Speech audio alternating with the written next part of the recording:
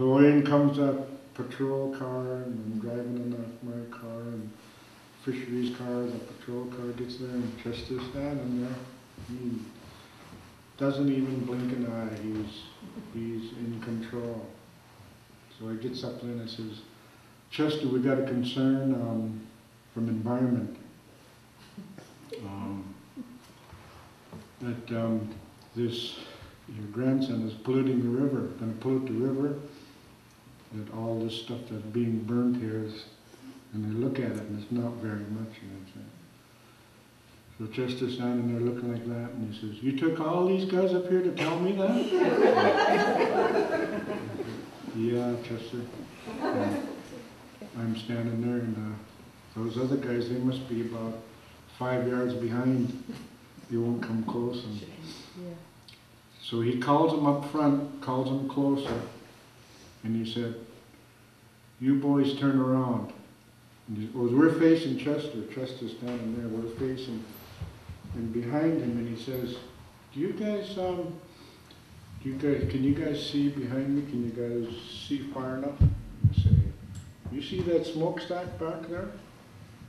And they're looking like that. And he says, the day you guys go and shut down Harmac down is the day I will tell my grandson to stop burning this. But he said, how much power do you guys think you have if you go over there to Harmac and tell them to shut down? The day you shut it down, you can come down and talk to me. And I never forgot that. I just thanked him. Thank you, Chester, and I walked away. And the other story with him is, I've got 3 stories with Chester, and I was, I was working in Victoria probably about 3 years. I was welding, and I went to see Chester every winter, so 3 winters in a row. I go borrow his oarlocks or borrow his canoe to set my net in the river to fish. And goes in there, and yes, go ahead, the oarlock's over there, yes, the canoe's over there, go ahead.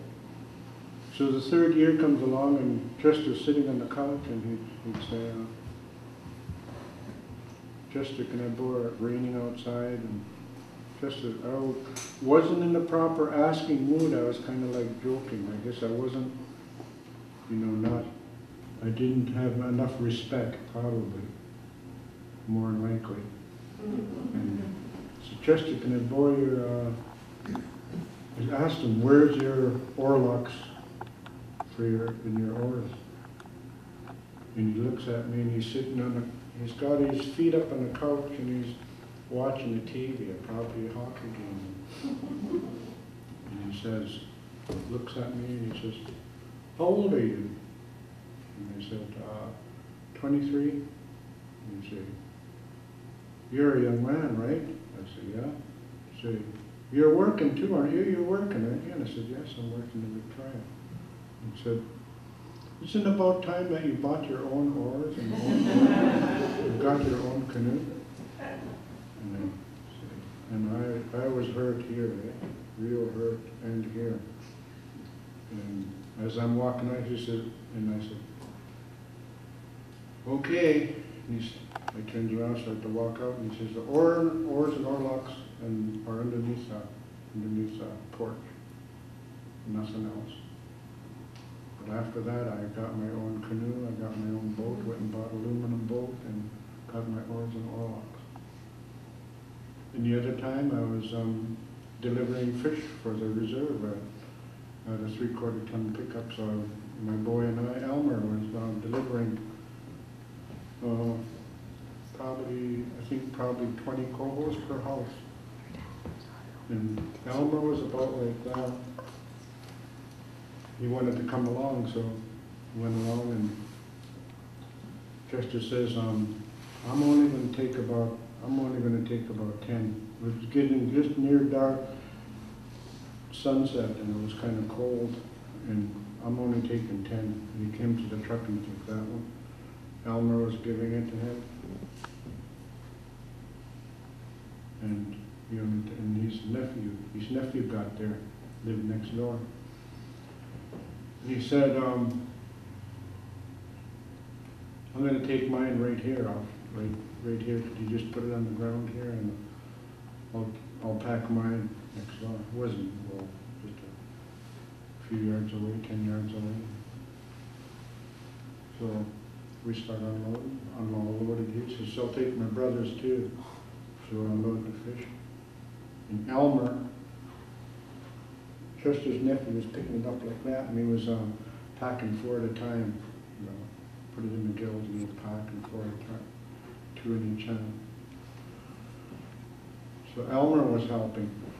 Elmer grabs 2, and he's pretty small, so he's like this, and he's dragging a fish out. 1, 2, 3. Probably the 4th trip. I said, Elmer, get over here. Stand over here. And I'm saying inside myself and that he can do the job himself. We gotta go. We gotta get going. Get over here. Chester's standing there again, and he said, do you know what you just did? And I says, no. And he said, do you see that young fellow? And I said, yeah. Did you see what he did? He went over there to help. He's got a gift, and you're ruining that gift. If he wants to help, let him help. That was, powerful.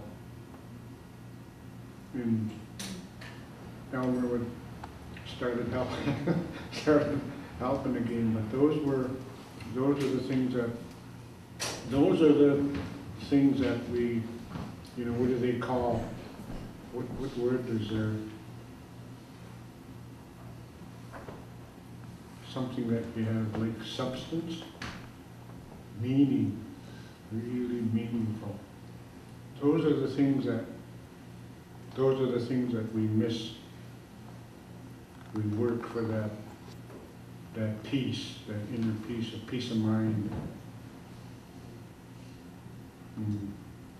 I understand a little bit now about my mother in regards to going to school, getting an education, learning how to speak properly, learning to develop, what do we call them, what's the word that we use, virtues?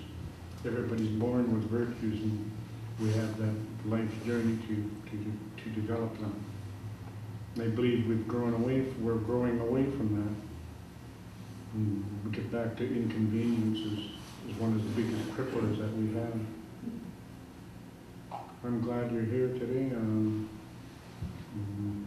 listen to some of the stories. And those are the only things that I can talk about, the things that I remember walking downtown with my dad when he got a boat. And the fishing company gave him a boat, and he said, but Dan, you got to go get it. It's sunk down we call it Calpe's Marina downtown where Cameron Island used to be. There was a marina on the other side there.